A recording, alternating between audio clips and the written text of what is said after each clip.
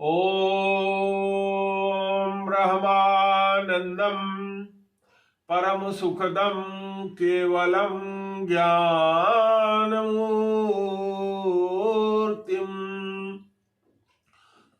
द्वंद्वातीतं गगन सदिशं तत्त्वमस्यादिलक्ष्यम् एकं नित्यं विमलम् अचलं सर्वदी साक्षिभूतम् भावातीतं त्रिगुणरहितं सद्गुरुं तं नमामि। श्री राम जय जय राम, श्री राम जय जय राम।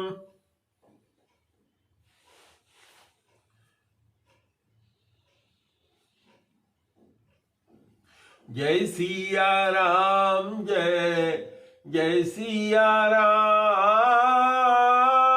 सीताराम जय सीताराम।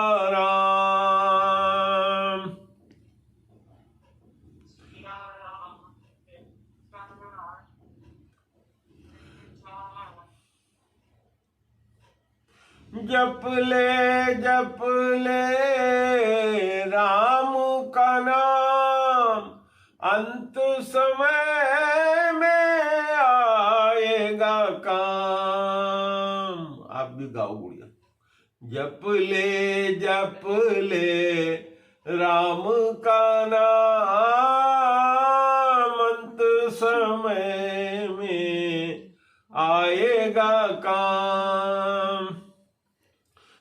जग की दौलत है बेकाम, अंत समय में न आएगी काम। श्री राम जय जय राम, श्री राम जय जय राम। राम श्याम है तेरो नाम, सीता राधा एक समान। जप ले कोई नाम, जो आपन चाहो कल्याण। श्री राम जय जय राम, जय सिया राम जय सिया राम, सीताराम जय सीताराम, जय सिया राम जय सिया राम। प्रेम से बोलो गुरुदेव भगवान की जय, सच्चिदानंद भगवान की जय। जब प्रभु को इच्छा हुई कि इस संसार की सृष्टि किया जाए, तो प्रभु ने जैसे अपने मन में सोचा, सृष्टि की रचना हो गई। हम लोग जो चीज सोचते हैं उसके लिए हमें कर्तव्य करना पड़ता है, लेकिन भगवान के लिए वेद लिखता है स कामयत, उन्होंने कामना किया, स इच्छत, जैसे उन्होंने इच्छा किया। इसका मतलब ये होता है कि जैसे उन्होंने इच्छा किया, जो उन्होंने इच्छा किया, जो उन्होंने कामना किया, वो चीज अपने आप घटित हो जाती है। तो हम लोग मनुष्य हैं, हम लोग कोई काम करने की पहले सोचते हैं, फिर उसकी व्यवस्था करते हैं, ये काम कैसे होगा। उदाहरण के लिए अगर आपको खाना पकाना है, तो आप खाना पकाने के लिए सब्जी लाएंगे, तेल ले आएंगे, रसोई में सब रखेंगे, काटेंगे, एक प्रक्रिया है उसके अंदर, उसको डालेंगे, पकाएंगे और बनाएंगे। लेकिन भगवान जब सोचते हैं, तो भगवान ने जब सृष्टि की रचना करने का सोचा, तो भगवान की इच्छा होते ही, जैसे हम लोगों के अंदर 3 तरह के गुण हैं, सतोगुण, रजोगुण और तमोगुण, ऐसे भगवान का जो तमोगुण था, तमोगुणी अहंकार उनका जो है, उसमें जैसे दूध में जावन पड़ जाए, नींबू पड़ जाए, इस तरीके से उसमें विकृति उत्पन्न हुई और उससे महतत्व उत्पन्न हो गया। ये महतत्व जो उत्पन्न हुआ, उससे प्रकृति और पुरुष उत्पन्न हुआ। प्रकृति जिसने कि इस सारे संसार को बनाया, और पुरुष, वह पुरुष भगवान जो ब्रह्मा के रूप में प्रकट हुआ, जिसके लिए कहते हैं ओम हिरण्यगर्भः समवर्तताग्रे भूतस्य जातः पतिरेक आसीत् सदाधार पृथ्वीं द्यामुते मां कस्मै देवाय हविषा विधेमः। वह पुरुष उत्पन्न हुआ। पुरुष किस रूप में उत्पन्न हुआ? ब्रह्मा के रूप में। उसी को पुरुष कहा जाता है। उसी की पुरुष सूक्त नाम से प्रार्थना वेदों में लिखी है। दूसरा, प्रकृति उत्पन्न हुई। तो जो प्रकृति उत्पन्न हुई, जैसे भगवान ने यह व्यवस्था कैसे बनाया, पुरुष और स्त्री दोनों को बनाया, तो पुरुष उत्पन्न हुआ और प्रकृति उत्पन्न हुई महतत्व। महतत्व से उत्पन्न हुआ यह आकाश, आकाश से उत्पन्न हुआ वायु, वायु से उत्पन्न हुआ अग्नि, अग्नि से उत्पन्न हुआ जल, और जल से उत्पन्न हुई ये पृथ्वी। तो भगवान ने प्रकृति को भी ऐसी शक्ति दे दी। प्रकृति क्या है? भगवान की माया है। और पुरुष क्या है? वो भी उन्हीं की माया है। क्योंकि उन्होंने इच्छा किया तो बिना स्त्री और पुरुष के संतति उत्पन्न नहीं हो सकती। तो पहले उन्होंने पुरुष उत्पन्न किया ब्रह्मा के रूप में, और प्रकृति उत्पन्न किया महतत्व के रूप में। तो ये जो महतत्व है, इससे उन्होंने पृथ्वी बना दिया। क्योंकि किसी चीज से शरीर को बनाना था, तो जैसे मिट्टी से हम लोग बर्तन बनाते हैं, इस तरह से भगवान ने महतत्व बनाया। महतत्व में जो आकाश है, आकाश क्या है? खाली जगह है। तो ये खाली जगह हमारे आपके शरीर में भी है। बात समझ में आ रही है तो हाथ उठाइए। और इसी तरीके से उन्होंने वायु बनाया। जो खाली जगह है उसमें से हमारी नासिका से हम सांस अंदर ले जाते हैं, और फिर उस वायु से क्या उत्पन्न किया उन्होंने? अग्नि उत्पन्न कर दिया। तो अग्नि क्या करती है? हमारे खाने को पचाती है, हमारे शरीर को गर्म रखती है। और फिर अग्नि से उन्होंने क्या बना दिया? जल उत्पन्न कर दिया। जल अगर न हो तो हम मर जाएं। हमारा पूरा शरीर 92% पूरा शरीर पानी से ही बना हुआ है। बाकी उसमें वायु है, अग्नि है, पृथ्वी तत्व है। तो इस तरीके से जल से उन्होंने पृथ्वी बना दिया। तो पृथ्वी बना दिया जब उन्होंने, तो फिर भगवान ने देखा कि ये तो सब बन गया। इसी तरह से वनस्पतियां बन करके तैयार हो गई। वनस्पतियां पृथ्वी पर पैदा हो गई। पृथ्वी पर नदियां बन गई जिससे जल बहने लगा। पृथ्वी पर पौधे उत्पन्न हो गए जिनमें फल हो गए।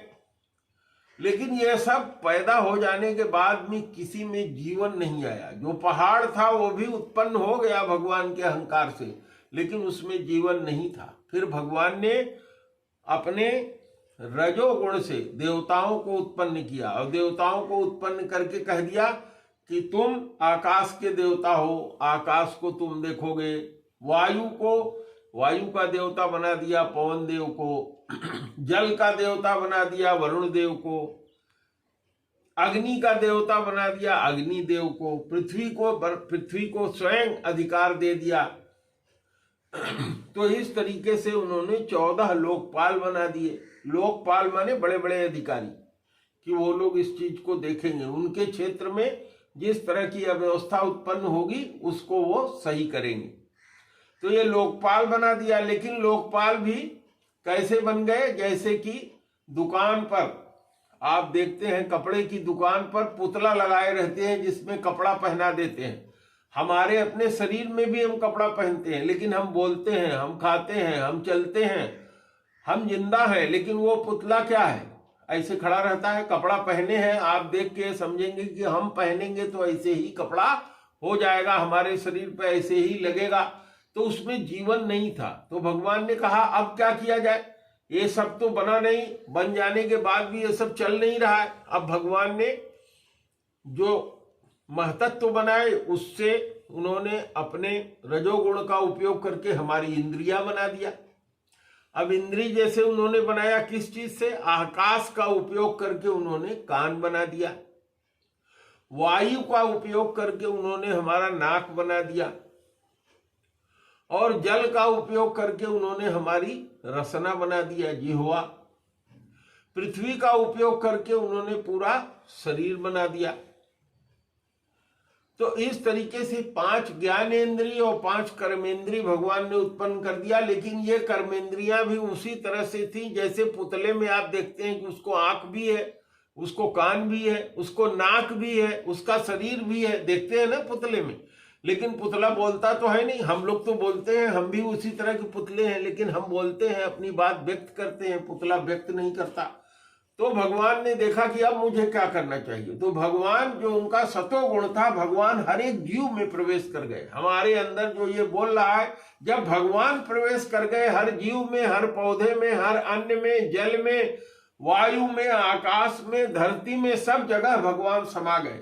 तो वेद एक मंत्र लिखता है, ईशावास्यमिदग्गुं सर्वम येन किंचित जगत्याम जगत। इस संसार में जितना भी सब कुछ है वो भगवान का ही दूसरा रूप है। अर्थात भगवान ने ही रूप धारण करके सारी चीजों को बनाया है। सब चीज में भगवान ही है।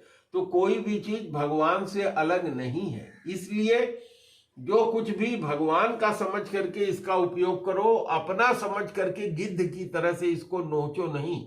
क्योंकि इसी धरती पर भगवान ने हमको भी बनाया है, पेड़ पौधे को भी बनाया है, अन्य जीवों को भी बनाया है। हम मनुष्यों का क्या कर्तव्य है? हमने धरती अपने हिस्से लेकर के लिखा लिया, दूसरे को जिंदा नहीं रहने देते, गाय को मार डालते हैं, बंदर को भगा देते हैं, फल न खाने पाए। तो भगवान ने उन सब के लिए भी बनाया था। तो परिणाम क्या है? हम नाना प्रकार के रोग से ग्रसित हो जाते हैं, क्योंकि हम उनका हक नहीं दे रहे हैं। इसीलिए हमारा वेद क्या कहता है? वेद कहता है कि सब जगह जब शांति होगी तभी सब सुखी रहेंगे। वेद एक मंत्र कहता है, ओम द्यौः शांति, अंतरिक्षं शांति, पृथ्वी शांति, आपः शांति, ओषधयः शांति, वनस्पतयः शांति, विश्वे देवा शांति, सर्वगुं शांति, शांतिरेव शांति, सामा शांतिरेधि। ओम शांति शांति शांति। जब सब जगह शांति होगी, हम लोग मिल बांट करके सबका हिस्सा देंगे, तब सब जगह शांति रहेगी। धरती पर हमने अशांति पैदा कर दिया है। जो भगवान ने पैदा किया था उन्हीं तत्वों को मिला करके धरती में विकृति पैदा कर रहे हैं हम लोग। तो हम लोगों को यह समझना चाहिए कि ये धरती केवल हमारी नहीं है, ये आकाश मेरा केवल नहीं है, ये वायु केवल मेरा नहीं है, ये जल केवल मेरा नहीं है, सबका है। तो हम जल को अगर अशुद्ध कर रहे हैं तो मनुष्य शुद्ध करके उसको पी ले रहा है। लेकिन अशुद्ध जल जब आपकी भैंस और गाय पी रही है, उससे जो दूध उत्पन्न हो रहा है वो अशुद्ध हो रहा है, वो आप खा रहे हैं। परिणाम क्या हो रहा है? आप रोगी हो रहे हैं। तो परिणाम कौन दे रहा है? हमने किया। जल को अशुद्ध किसने किया? हमने किया। पृथ्वी को अशुद्ध किसने किया? हमने किया। सोडा बनाया, उसमें डाल दिया, पृथ्वी में जितने तत्व थे वो सब गायब हो गए। या सोडा पड़ने के कारण, खाद पड़ने के कारण वो धरती में नीचे चले गए। जो उसकी उत्पादक क्षमता थी वो क्या हो गई? खत्म हो गई। तो अशांति, ये सारी अशांति को उत्पन्न करने वाला कौन है? हम है। तो हमको यह समझना चाहिए कि एक वो प्रभु सबका प्रभु है, उसने इस धरती को सभी के लिए बनाया है। हम जब सुखी होंगे, जब सब सुखी रहेंगे, इसीलिए वेद एक मंत्र कहता है, ओम सर्वे भवन्तु सुखिनः सर्वे सन्तु निरामया सर्वे भद्राणि पश्यन्ति माँ कश्चित् दुख भाग भवेत्। कहता है सर्वे भवन्तु सुखिनः, सभी सुखी हों। इसका मतलब खाली ये नहीं है कि सारे मनुष्य सुखी हों, नहीं, सारे जीव, सारी वनस्पतियां, सब लोग सुखी हों। सर्वे भवन्तु सुखिनः सर्वे सन्तु निरामया, सभी रोग से मुक्त हों। और जब सब रोग से मुक्त हो जाए तो हम भी ऑटोमेटिकली रोग से मुक्त हो जाए, हमको भी दुख ना हो। तो जब हम दूसरे का दुख दूर करेंगे तो हमारा भी दुख अपने आप दूर हो जाएगा। इसीलिए मैं आप सब लोगों से कहता हूं कि केवल और केवल एक ही सूत्र है। वो क्या है? 4 वेद 6 शास्त्र में बातें निकली 2, केवल 2 ही बातें निकली। क्या निकली? दुख दिए दुख होत है, सुख दिए सुख होय। जब आप दूसरे को दुख देंगे तो आपके जीवन में दुख ही लिख जाएगा। जब आप दूसरे को सुख देंगे तो आपको भी सुख मिलेगा। सारे वेद, सारे पुराण, सारे धर्म के ग्रंथ चिल्ला चिल्ला करके यही कहते हैं कि दुख देने से दुख मिलता है और सुख देने से सुख मिलता है। प्रेम से बोलो गुरुदेव भगवान की जय। आज इतना ही प्रवचन। आप लोग